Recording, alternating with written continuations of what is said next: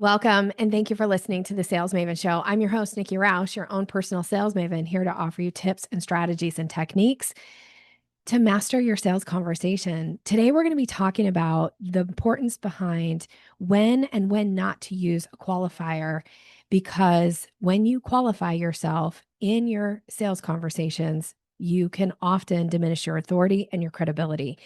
So, this particular episode came from a conversation that I was having over Voxer with one of my private coaching clients.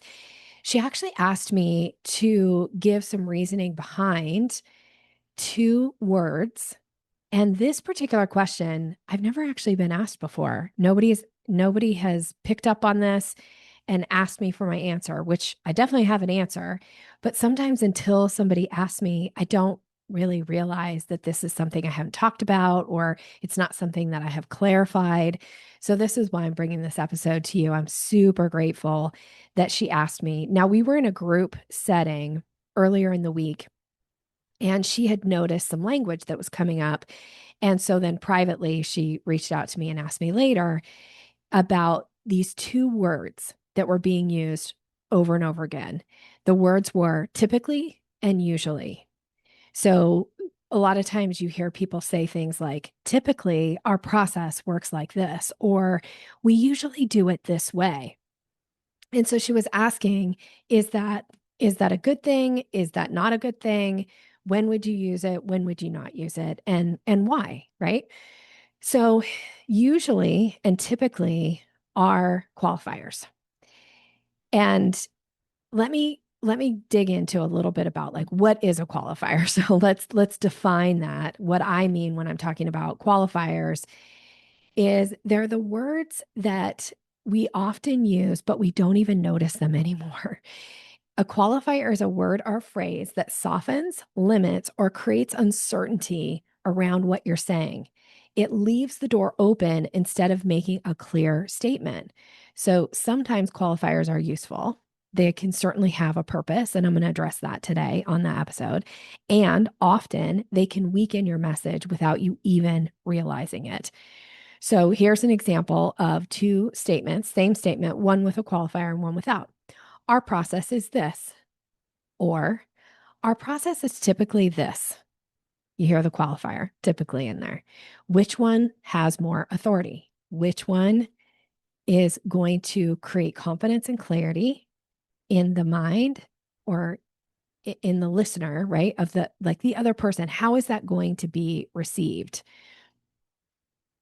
These little words is going to either establish our authority, establish our credibility, or they're going to detract from it. So, this isn't about grammar. I want to be really clear here that this is about confidence.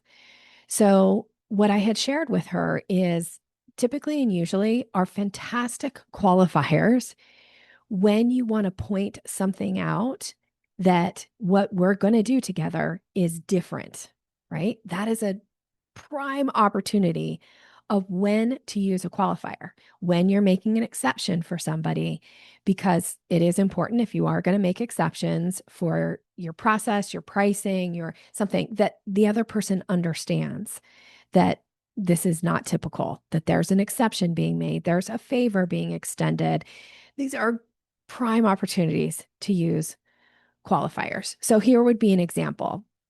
You might say, well, typically, I would meet with you every other week. And because of your timeline, we're going to set it up where we meet weekly, right? That's appropriate. Typically works there as a qualifier because it establishes that this is something that's different from our natural flow, right?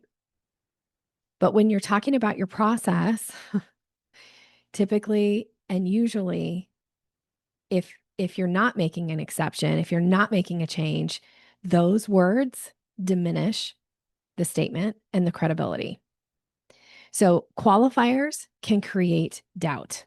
By putting a qualifier in your statements, it shows that there's an opportunity for something to be different. So you unintentionally communicate things like, well, maybe, or well, sometimes, or like, well, we'll see how it goes, right? Or unless you do this, you're not going to get that, right? So these things don't make rapport deposits in the rapport bank account with a prospective client, they often can be like mini withdrawals because the person starts to like, there's doubt created in their mind. So let me give you some more examples here. So instead of saying, so typically our projects last 6 to 8 months, you don't need the qualifier. Just say our project lasts 6 to 8 months. Or instead of usually this is how the onboarding works, you would say, here's how onboarding works. You notice the difference in the confidence and the way that is received when you hear it. It's like, oh, okay. Like that feels like you're creating safety for me as the buyer because you're standing in your place of expertise and you're guiding what is going to happen for me. So you're creating a productive, useful, and safe buying environment to move forward with you for your buyer. And I also want to point out that there's one place, and I believe I've done episodes about this, or at least an episode about this in the past, that the most dangerous place to add a qualifier, and one of the biggest mistakes that people make with using qualifiers is when they're talking about their pricing. Because again, qualifiers create doubt. It opens up the opportunity that something can be different. So if you want to negotiate the price that you're going to give to a client and let them want to negotiate it with you, by all means, put a qualifier in it. But I find most of my clients are like, I want to just be able to say my price and for the person to be like, okay, all right, well, make sure there's no qualifier in front of the word price. This is actually one of my first sales lessons. I remember in my early 20s, in my first professional sales career job, that we had somebody. He was never my manager, but he was high up in the in the organization. I can't even remember. He had a bunch of different titles, but essentially he was like third or fourth in command of the company that I worked for. And from time to time, he would do little mini trainings for us as a sales team. And because he'd been in sales for many years, he'd managed many salespeople, and he became my mentor. I've mentioned him before. I still like to say his name. He has passed, and I miss him terribly. But for 20 years, he was my mentor, Russ Short, and he taught me this idea of a qualifier. He said, Nikki, when you state your price, you state it as if you're saying the time of day. And so this idea of like the price is, so you don't say, well, typically the price is, or usually the price is, or your price today is, unless you're pointing out that it's different than the norm. But if you're just giving a price to a client, you do not put a qualifier in front of price. So you might, example again, somebody says, well, typically we charge $5,000 for that service. That immediately sends the message to the mind of the person you're in conversation with. Oh, there's some negotiating to be done here. There's some wiggle room. Something is going to be different, right? But if you don't want to have any kind of negotiation around that, then you could just say the investment for that is $5,000. Or our usual fee is, no, just say the fee is. No apology, no softening, no explanation, just clarity. Now, as women, qualifiers are something that many of us do, and we do it at an unconscious level now. Like it's just something that we do because we're taught to make other people feel comfortable. We want to speak soft. We don't want to come across aggressive or pushy, all the things that I think attracts people to the sales training that I teach, right? Because I don't want you to be pushy and aggressive either. But qualifiers are not something that is sending the message of like, oh, I'm just being kind here. No, it's sending the message of like, negotiate with me, push back. I can be pushed over on this particular issue. Unless again, we want to point something out that it's different than the norm. Then you use a qualifier. But in business, it is definitely not in your best interest to speak from that place of qualifiers in front of your statements. So this isn't about being harsh or being rigid or, being aggressive. It's really just about clarity. The more clear you make it for somebody, the easier it is for them to take this next step with you, right? So you can say it with warmth and kindness in your voice and let that kindness come through. And I want to say also, confidence and kindness are not they're not on opposite sides. Like you can be confident and kind and stand in your place of authority and make a statement. So here's kind of the authority test. Before you say something important, here's what I would ask you to ask yourself. Am I stating a fact or am I qualifying a fact? Because qualifiers belong with exceptions, not expertise. So when you're talking about your process, your pricing, your timeline, your boundaries, your expectations, your expertise, state it. Don't qualify it. You don't need the qualifier. Okay. So here's a few more examples just to, again, try to you might have got it by now. And if not, here's a few more. So typically to get started, how many times have you said that to a prospective client? Typically to get started, if you'll just state the fact and say, here's how to get started. Oh, so much better. Instead of saying something like, well, usually we would start at the first of the month. You just say, this process starts on the first of every month, right? Like just stand in that place of state the fact. Or our normal turnaround is no, just say the turnaround for this project is this, state it as a fact. Because normal implies that there could be something unnormal, not normal, right? Like it's just not needed. So instead of like, well, we generally charge, right? Or we generally ask you to pay, 50% up front, just say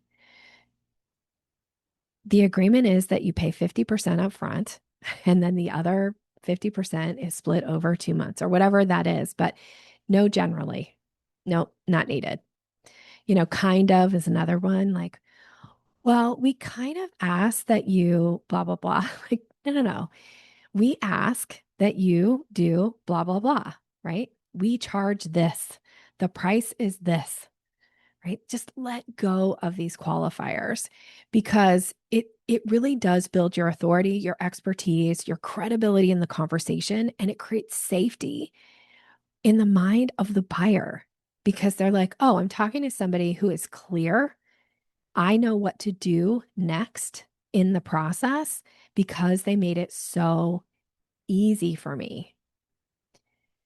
All right. So as we wrap up this episode, the next time you're in a sales conversation, start to pay attention to the words that are sneaking into your sentences. How often and again, you can, well, if you're using Zoom, I think if you have a paid account, you can do the notes, right? It gives you the transcript. You could go through that transcript and call out, do a search, have AI help you with this and ask, how many times are you saying usually, typically, kind of, just, maybe, generally? And then ask yourself, is the qualifier creating clarity or is it quietly giving away my expertise and my authority? Is it diminishing clarity for the buyer, for the prospect? Now, before we really wrap up, I want to again state that qualifiers do have a purpose. They're perfect to use when you want to call attention to that you're going to make an exception for this person, that you're going to do something different, that this process for them is going to be special in some way. Great. If you want to use a qualifier in that case, that's a great time to use typically, usually, right? Or generally, blah, blah, blah. And in your case, and then you state the fact of what you're doing differently, right? So if you're going to use a qualifier as a way of making an exception, think about adding the fact statement of what is going to happen afterwards. This will just boost your credibility in that conversation significantly. All right. But when you're describing your expertise, your pricing, your process, your expectations, all of those things, let go of any unnecessary qualifiers because remember, you're the expert. We want to buy from experts. We want to, give our money to somebody who we feel confident that they're going to deliver.